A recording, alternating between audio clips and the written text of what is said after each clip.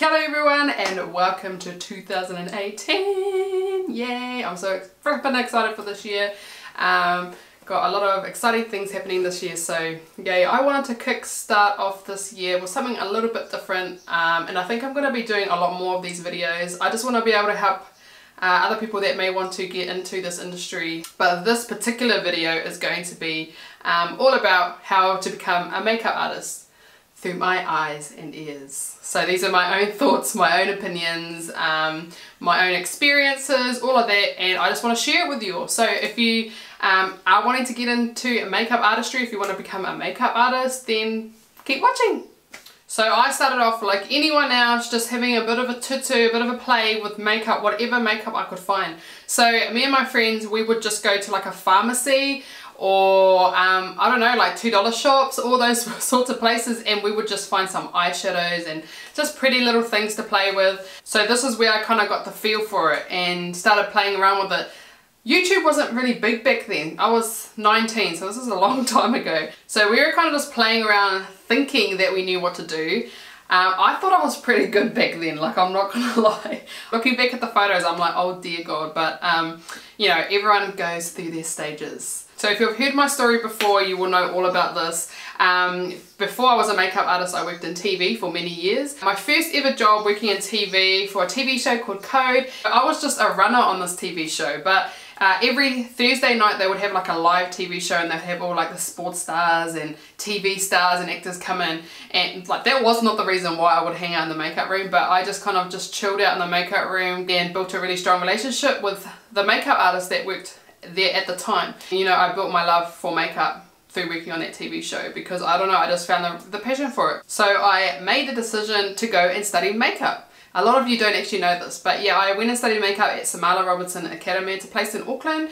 I studied that for 5 months, graduated, and then I moved to Australia to try and kind of pursue my career in makeup artistry.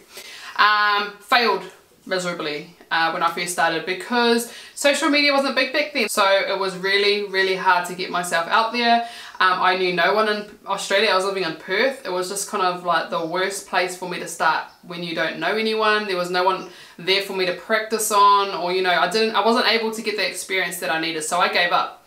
That was only maybe 2 months into it and I gave up, and so I kind of put makeup to the side. Anyway, now we're going to fast forward 7 years later. There's a big story to it, but I really wanted to give it another go to kind of get back to what really made me happy and what really excited me, which was makeup. So I left my 9-to-5 job. So I've been self-employed now for 2 years. Now it has been very hard, but I'm so, I don't know, I'm just really proud and grateful for what I have been able to achieve in the last 2 years and what opportunities have come for me. When I decided to get back into makeup again, it was freaking hard because I don't remember anything that I learned at makeup school. Like, it was 7 years later, so I did not remember anything. So I basically started from scratch, and what I used was YouTube and watched the likes of Jaclyn Hill, you know, amazing makeup artists. Of course you had Shan XO and stuff, but I wanted to actually watch makeup artists because I wanted to learn the technique of being a makeup artist. And so that was how I learned, from scratch, starting from scratch. So I feel like I had the two different experiences, was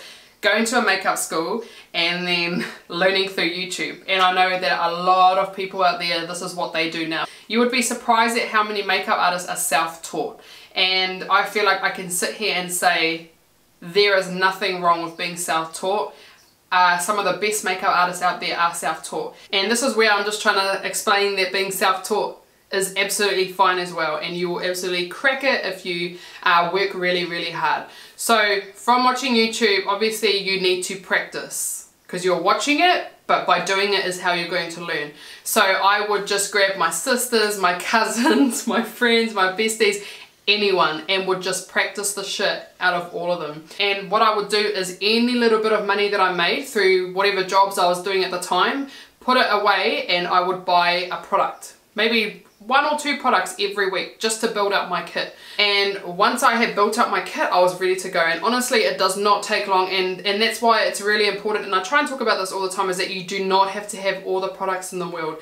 As long as you've got the basics, foundations, concealer, and I mean, you can buy palettes that have all the different concealer colors in them. Foundation, all you need to get is 3 foundation colors, your light, medium and dark, and mix them. And the reason why I'm saying all this is because I get these messages all the time, and sometimes it's even aspiring makeup artists asking me to send them products, any products that I don't use, which is all good. But this is my way of saying, if you're really passionate about becoming a makeup artist, put money to the side. You have to kind of sacrifice. Sacrifice, that's the big word that we're going to use. Making sure that you put aside money every single week to put towards your kit.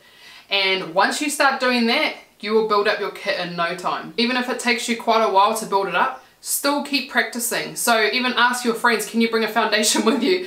Ask your cousins, can you bring the concealer as well?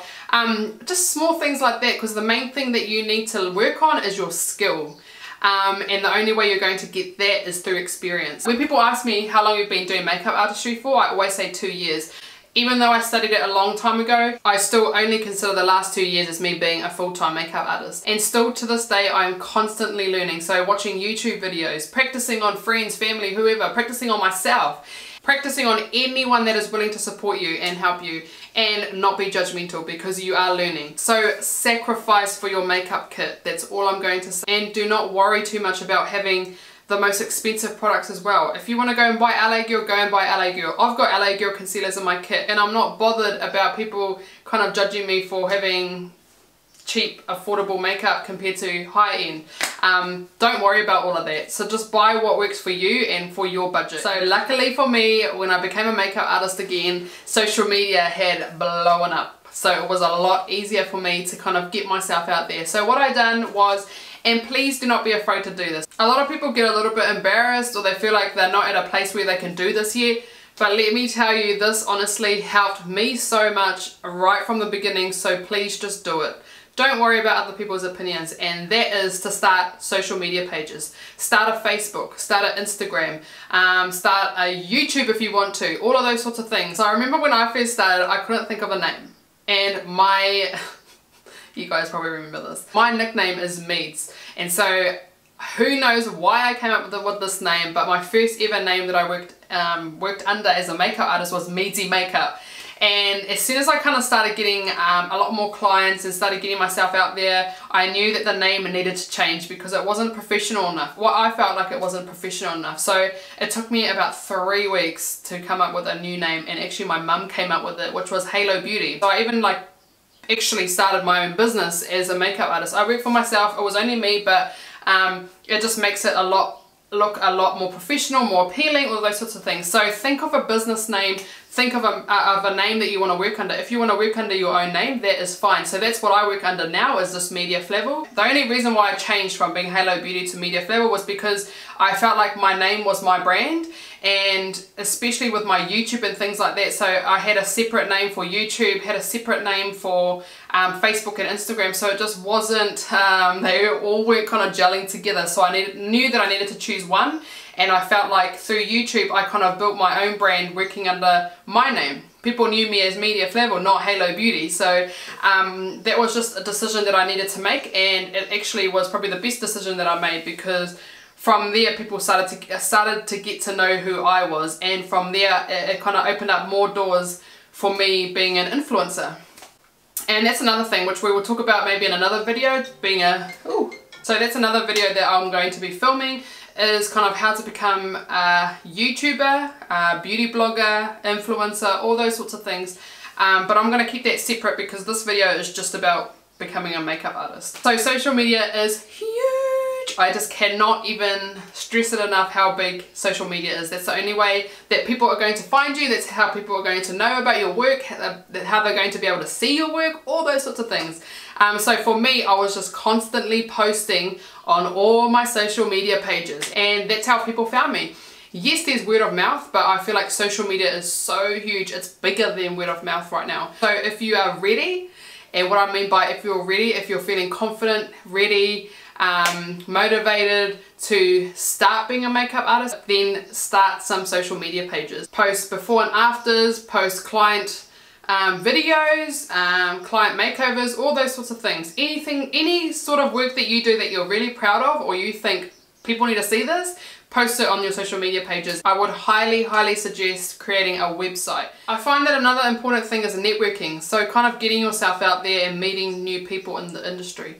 Let's just say that you want to work in TV as a makeup artist. What I would recommend is to actually reach out to production companies, and honestly they are looking for people all the time, so they would be very happy to receive a message or an email from someone that is very keen, and for them to see that you're keen is a bonus. And so let's just say you wanted to only do bridal makeup artistry, and a lot of makeup artists only do bridal. So what I would highly recommend you do is reach out to florists, reach out to your local hairdressers, create some business cards and send them off to wedding planners, all those sorts of things. So you're kind of finding people that you can link up with in whatever area that you kind of want to specialize in. So just to finish off this video, because I did raise a point just before about having a business card, and I do find that business cards are quite important, because I found that when I would go and do jobs, or if I'm attending an event and people know that I'm a makeup artist, a lot of people were asking me for business cards and I would never have them on me. So that was something that I learned really quickly, was to always carry business cards around with me. But if you can,